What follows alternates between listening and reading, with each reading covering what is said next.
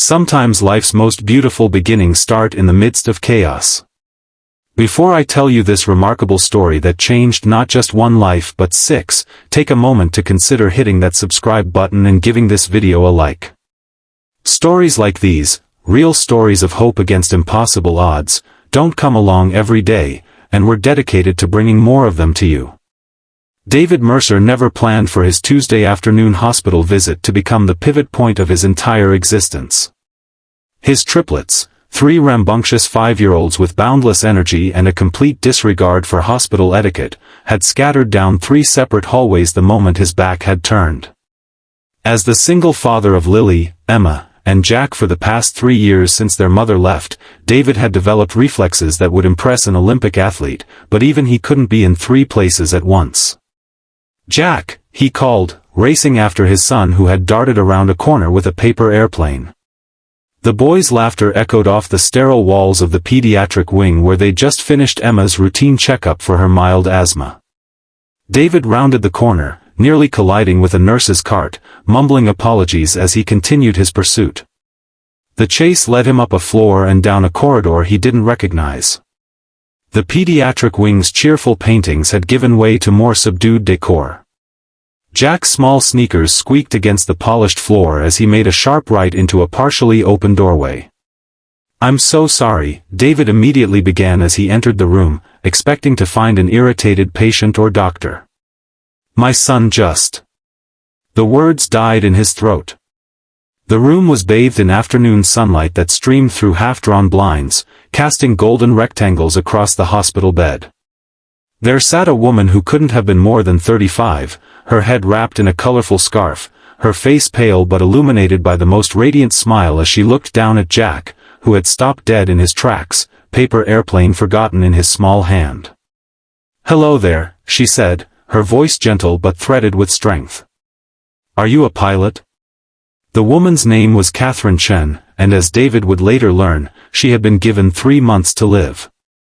Stage 4 pancreatic cancer had invaded her body with brutal efficiency, but it had done nothing to diminish the light in her eyes. David's mortification at the intrusion quickly melted as Katherine engaged Jack in conversation about his airplane design, asking technical questions that made the boy beam with pride. Within minutes, David's other 2 children appeared at the doorway, drawn by some magnetic force to this room where their brother had disappeared. "I'm so sorry to disturb you," David said again when there was finally a break in the conversation. "We should let you rest." "Rest is all I do," Katherine replied with a dismissive wave. "This is the most excitement I've had in weeks.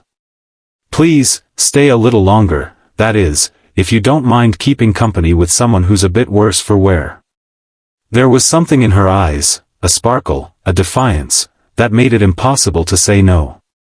So they stayed, the triplets enchanted by this stranger who spoke to them not with the condescending tone many adults adopted, but with genuine interest and respect. Katherine had been a children's book illustrator before her illness, and she sketched quick caricatures of each child on her hospital notepad, capturing their essence with a few deft strokes. David watched, mesmerized not by her artistic skill, but by the way his typically restless children sat still, captivated by her stories and questions. When a nurse finally came to administer Katherine's medication, David gathered his brood and prepared to leave, expecting this strange interlude to be nothing more than a pleasant memory. "Would you come again?" Katherine asked as they reached the door, her question directed more at the children than at him. "Hospital days can be awfully long." The triplets responded with enthusiastic nods before David could formulate a polite decline. And somehow, that was that. A routine evolved. After Emma's weekly checkups, they would venture upstairs to room 417, bearing drawings, stories, or simply the chaotic energy of 3 5-year-olds that seemed to breathe life into the sterile hospital room. Katherine never spoke about her prognosis directly with David, but he learned pieces from conversations with the nursing staff. The 3-month timeline had been generous. The cancer was aggressive, unresponsive to treatment. Katherine had stopped chemotherapy, choosing quality of remaining life over quantity. What began as weekly visits soon became bi-weekly, then nearly daily. The children would do their homework at the small table in Catherine's room while David graded papers. He was a high school English teacher, and Katherine sketched or read aloud to whoever would listen. "Why do you visit me?" Katherine asked David one evening when the children had stepped out with a nurse who had offered to take them to the cafeteria for ice cream. David considered the question carefully. At first, because the kids wanted to. Now. He paused, realizing the truth as he spoke it. "Now, because I can't imagine not seeing you." Catherine's eyes filled with tears, but her smile remained steady. "I was ready to go, you know. Before you all crashed into my room. I had made peace with it. And now I find myself bargaining with whatever powers might be listening for just a little more time." David reached for her hand, surprising himself with the gesture. "Then bargain hard," he said, his voice rough with emotion. "We've only just found you." The doctors were amazed when Catherine's next scan showed the tumors had stopped growing. Not shrinking, not disappearing in some medical miracle, but pausing in their relentless march. A pause that stretched from weeks into months. 6 months after their first meeting, Katherine was discharged to hospice care at home. The triplets were distraught until David explained they would still see her. In fact, they would see her more. Her small apartment was only a 15-minute drive from their house. The children transformed Katherine's sparse living room into an art studio. David installed bookshelves for her extensive collection. Neighbors, curious about the single father and 3 children who had become fixtures at the building, began to stop by, drawn into the orbit of Katherine's quiet grace. As summer arrived, Katherine's strength seemed to rally. There were good days when they could take short walks in the park, the triplets running ahead while David pushed Katherine in a wheelchair she reluctantly agreed to use. On her best days, she would join them for dinner at their home, teaching Emma how to make her grandmother's dumplings, showing Lily how to blend colors to achieve the perfect sunset, playing chess with Jack who delighted in finally having a worthy opponent. David found himself looking forward to their evenings together, to conversations that stretched late into the night after the children had gone to bed. Katherine spoke of her childhood in San Francisco, her years studying art in Paris, her dreams of the children's book series she would never complete. David shared the story of his failed marriage, his fears about raising 3 children alone, his abandoned aspirations to write a novel. "You should write it," Katherine insisted one night. "Start now." "There's never enough time," David replied. "Time," Katherine said with a soft laugh, "is all any of us really has. How we choose to spend it, that's the only thing that matters." The next day, she presented him with a leather-bound journal. "1 page a day," she said. "Promise me." He promised. In October, 9 months after their first meeting and 6 months after doctors had expected her to be gone, Katherine took a turn for the worse. The pain that had been managed with medication returned with a vengeance. David arranged for a home health aide during the day, but he spent every evening at her side, reading to her when she was too tired to talk, simply holding her hand when even listening became too much. The triplets, now 6 years old and in first grade, made cards and pictures that papered her bedroom walls. They understood, in their way, that Katherine was leaving them, though they spoke of it in the concrete terms of childhood, who would draw with them, who would tell them stories, who would teach Jack new chess moves. "You will," Katherine told David one evening, her voice barely above a whisper. "You'll learn, and you'll teach them. You'll tell them my stories, and eventually, they'll become our stories."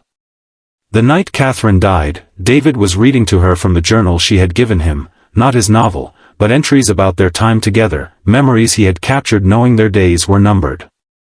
The triplets had fallen asleep in the living room, a jumble of small limbs on the pull-out couch. "David," Katherine interrupted, her voice suddenly clearer than it had been in days. "I need to ask you something impossible." "Anything," he said, setting the journal aside. "Marry me," she said. "Not for forever, we don't have that. But for now. For today." David felt tears slide down his face as he nodded. "Yes," he said. "Yes, Of course. The hospice chaplain performed the ceremony the next morning. The triplets served as flower girls and ring bearer, solemn in their understanding of the importance of the moment. Katherine wore a blue dress that Emma had selected from her closet and a crown of paper flowers the children had made. David wore the only suit he owned, the one he taught in on parent-teacher conference days. They exchanged simple vows, to cherish each moment, to find joy in small things, to remember that love was not measured in years but in depth. Katherine slipped a ring onto David's finger, her father's, she explained, kept in her jewelry box for a brother who had never wanted it. "I can't give you a ring," David apologized, having had no time to purchase one. "You've given me more than I ever expected to have again," Katherine replied. "You've given me a family, even if only for a little while." Katherine Mercer died 3 days later, peacefully in her sleep with David beside her. She had defied her prognosis by 9 months, living nearly a year beyond what medicine had predicted. The funeral was small but filled with people whose lives Katherine had touched, neighbors who had become friends, nurses who had cared for her, colleagues from her publishing days. The triplets released butterflies at the graveside, a symbol of transformation that Katherine had chosen herself. David found himself both husband and widower in the span of days, a strange new grief layered upon the sadness of losing someone who had become essential to his family in such a short time. But among Katherine's papers, he found letters, one for him, and one for each of the children, to be opened on their 18th birthdays. She had also left behind a series of partially completed children's books, each featuring a character inspired by one of the triplets. "Finish them," her letter to David read. "They were always meant to be ours, not just mine." In the year that followed, David kept his promise. 1 page a day in the journal became 2, then 5, then 10. The story that emerged wasn't the novel he had once imagined writing but something different, the story of a single father, 3 spirited children, and the woman who had taught them that family could be found in the most unexpected circumstances. The children's books were published the following year, with David completing the text Katherine had begun. They became an unexpected success, their themes of courage and finding joy resonating with readers of all ages. On the anniversary of Katherine's death, David took the children to her grave. They brought drawings and stories and chess problems to share.